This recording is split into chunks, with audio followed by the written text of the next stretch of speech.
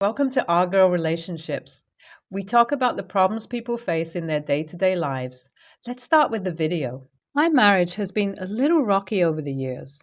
Irrespective of various factors, we have been standing strong and have never felt out of love till date. This should be the summary of every marriage which has seen tension over the years, but well, who can we judge? There seems to be another factor that influences this statement. Obviously, the mother-in-law.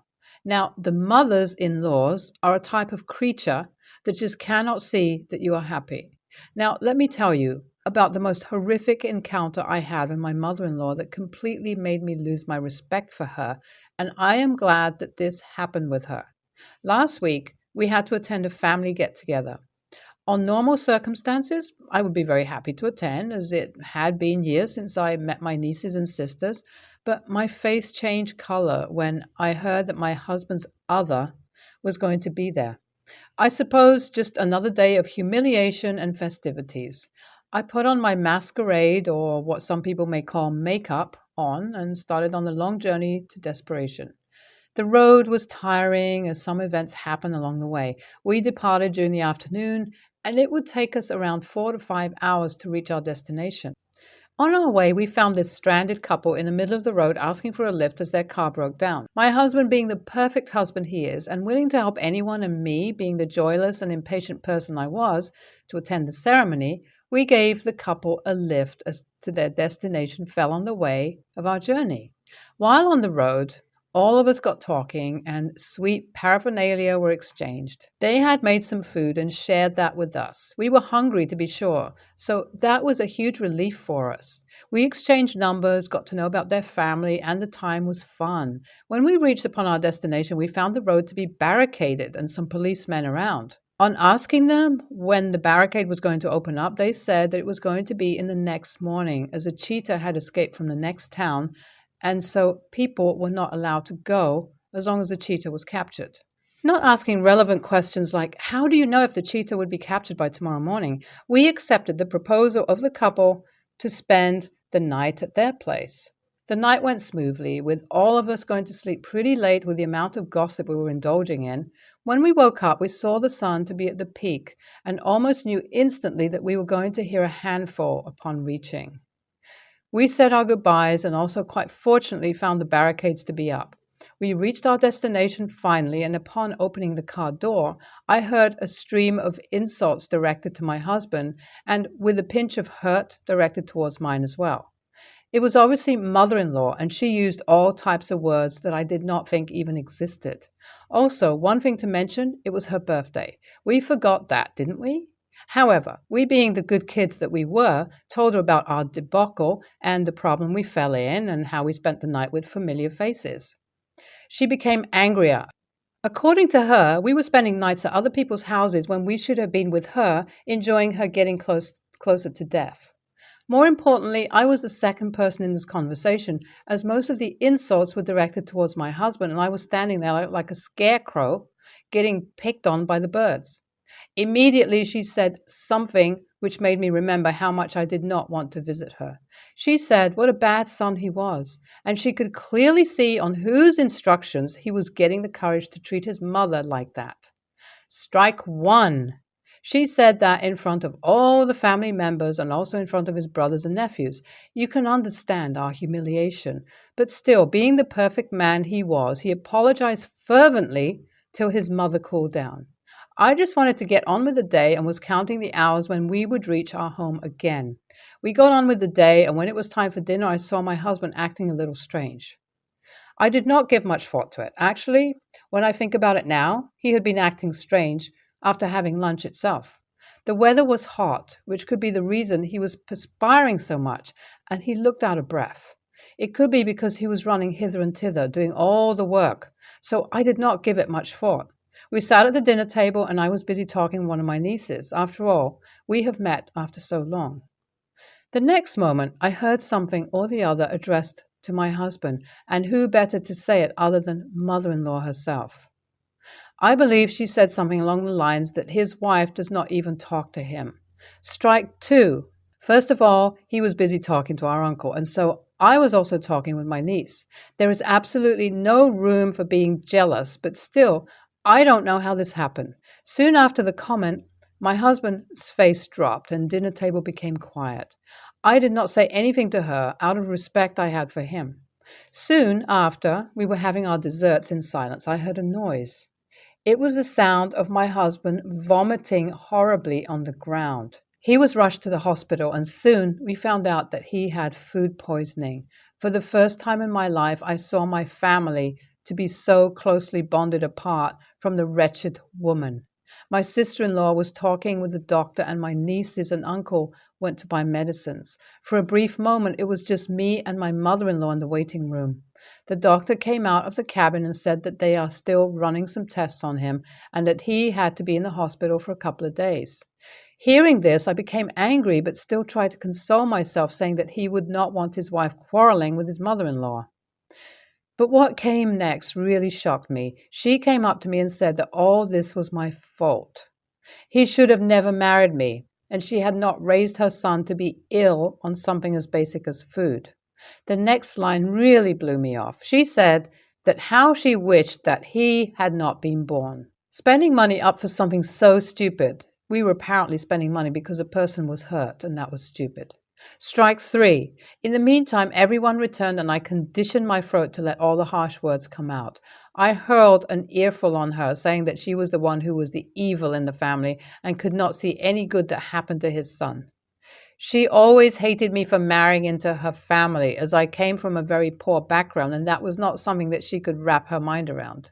The family had to intervene and asked what happened. When I told them about this, my uncle told her directly to leave the hospital and go home all day long. She had been treating his brother in a ridiculous manner. The whole family revolted, and she was thrown out of the hospital by the security guards. No one listened to her words, and she was gone. My niece took her to the home and stayed there along with her. This was a huge relief for me, and I thanked everyone for standing by me. While the guards taking her out, she had tears in her eyes and was continuously saying that she did not say anything like this and that I was a fraud, but to no avail. After all, everyone had eyes, ears, and common sense. Soon after some time, the doctor came and said that we could meet him in the cabin as he had open eyes, but only one visitor was allowed. I went in after everyone's approval and saw a dried-out face. I asked him how he was doing, and he said fine from all the insults that brought him to this bed. I was amazed to see that he wanted to see his mum after me. Am I the a-hole for treating my mother-in-law so badly when I knew my husband respects his mother so much? It has been some time since the food poisoning incident happened. I told him what had happened in the hospital after a few days, and he was discharged from the hospital and we went back home. At first, he was really angry with me, but then he came to terms that I had been treated badly on his pretext and apologized to me on behalf of his mother's actions.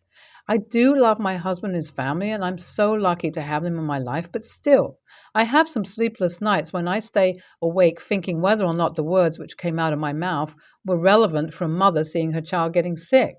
Go on, sister. I am so proud that you had the courage to stand up to your mother-in-law and defend your husband for doing nothing wrong. Hope that she is also having some of the sleepless nights.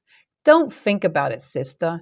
I'm sure your husband understood you, and props to my guy, who actually understood that his mom was toxic as hell and you were the most valuable thing he had. I am very sorry for the fact that you had to go through such a thing, but you also have to understand that you are the woman who robbed the mother of her child, and it is okay if she's angry at you. Yes, obviously I do believe that her words were sharp and needless, but so were your words too. You too showed no mercy to your elder, who has seen the world, quite frankly, more than you, and was educating you what a mother goes through. I'm a 35-year-old female, and my 5-year-old daughter, Sarah, is very scared of the dark. My husband, 36, and I do everything we can to try to help her feel better. Lately, she's been doing better, and she hasn't been as afraid after we've eased her into it and let her know that it isn't all bad. A few days ago, my 10-year-old son, Jack, decided it would be funny to prank his sister. While I was in the bathroom for 5 minutes, my son locked his little sister in his closet. I came in as soon as I heard the yelling. I asked him why he thought it would be okay to do that. He told me that he thought it would be funny to scare her. When my daughter came out, she was crying. Not knowing how to discipline my son, I waited for my husband to come home so that we could decide what to do. When I told my husband and what happened, He thought the prank was funny. I told him that this was serious and Sarah was really hurt by what her brother had done to her. He told me to stop being so uptight and let kids be kids. He told me I was being overbearing and controlling over our son.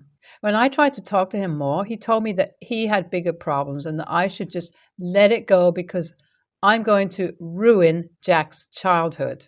AITA? Hello, everyone. I know many won't see this update, but I will add this anyway. My husband and I had a long talk and we decided to spend time apart. He decided to stay at his brother's house. I found a therapist for Sarah to help her out with her fear. As for Jack, I punished him by taking away his console and other devices, and he has many more responsibilities around the house. He apologized to me for what he did, but I made him apologize to his sister. He apologized to her and he started crying. He said he didn't know it would make her sad. His punishments are still in place, but I'm still glad he apologized. I never expected this post to get popular. However, I'm here to address a few things. I'm getting told therapy is a bit extreme. However, you don't need something extremely traumatic to happen to you in order to receive therapy. It's overall healthy for everyone to express how they're doing. Another thing, me and my husband are not getting divorced. He came home and had apologized to me and my daughter. He agrees on the punishment I put in place. Thank you, everyone, for the kind comments, though. NTA, what's wrong with your husband that he considers terrorizing a younger sibling with their worst fear and possibly adding claustrophobia as a problem to be part of a normal, acceptable childhood? It's not. NTA, your husband is, though. Playing with phobias is not a funny prank. It's bullying. The criteria of a good prank is when the pranked can laugh as well, when the initial shock wears off. You need to sit your husband down and explain all this to him. For a first offense, the punishment doesn't have to be too harsh. But your son needs to learn the difference between cruelty and good-natured fun. My husband and his friend have been friends since college. My husband's friend's wife and I are also close friends. I knew his wife since before their relationship, and I knew him for a long time too. She is one of the nicest humans I've ever met, and he wasn't a bad person, but secretly I felt like she was too good for him, but I'd never say it. Then she got diagnosed with breast cancer, and she had to get a double mastectomy and go through chemo. Her hair fell out and she lost a lot of weight, and she became depressed, which was really hard to watch. This happened during the pandemic too, so healthcare services, especially counseling, were hard to come by, and often her appointments were delayed or cancelled. I had to drive her to her appointments a lot because her husband would claim to be busy. He would come to our house often and rant to my husband that she wasn't having sex with him anymore and she wasn't attractive anymore, so he didn't want to have sex with her. They talked in his man cave so that they thought I couldn't hear, but often I listened in and I would feel sick to my stomach at him telling my husband how he thought his wife was disgusting because she threw up all the time and she looked like a little boy with her hair gone. Around 8 months after her diagnosis, he cheated on her. Could have been earlier, it's when I found out, and she asked for divorce. I had to hold and comfort her while remembering all the horrible things that he said about her. They are going through a divorce now, and I can't even look at him anymore. My husband still hangs out with him and invites him over, and we have had multiple fights over it. I told him I listened in on what they said, and he yelled at me that it was private, and I was upset that he could listen to what his friend said and still want to talk to him. He said while he disagrees with his friend, he won't judge his friend's actions, and I feel disgusted at him for continuing that friendship. This weekend, he had a barbecue party and wanted to invite his friends, saying divorce is stressful, and I lost my temper, and we had a big fight over what he considers his friend's private matter. I just feel like he is capable of being friends with his friend after what he did. He probably doesn't think what he did was that bad. Honestly, the more and more I think about it, the more pissed off I am, and he thinks I'm overreacting. NTA, your husband was okay with his pal insulting and slagging on his wife without a single defense of said wife because the poor woman has cancer. At a minimum, he emphasized and sympathized with this man in your home while not pointing out, dude, you are a massive a-hole. She has cancer. And then he is condoning and supporting his buddy's cheating on his sick wife. What if it happened to you? Would he hang with his buddy and make the same comments? I think he would, because he is perfectly okay with everything Buddy says about his sick wife and thinks it is swell. NTA, they spoke in your house while you were not eavesdropping. Your house is not airtight and soundproof. Your husband being friends and not stopping those kinds of statements is not okay. He is all right with his friend having such low morals that he will openly discuss his distaste for his sick wife and then cheat on her? I would have issues with my partner being friends with someone like that. You share the house, and your dislike with that type of person in your house, if you have kids, that adds to it, makes you uncomfortable and has made your home more like a lodging location while he is there. You have no respect or trust for him, and you feel like he is an ethical and moral dark hole. NTA, you are the company you keep. There are actual studies that say, too, many men leave their partners when they get sick. I'd really think long and hard about this. What if you get sick yourself? What will your husband do? I think I already know the answer. Hopefully, you'll figure it out.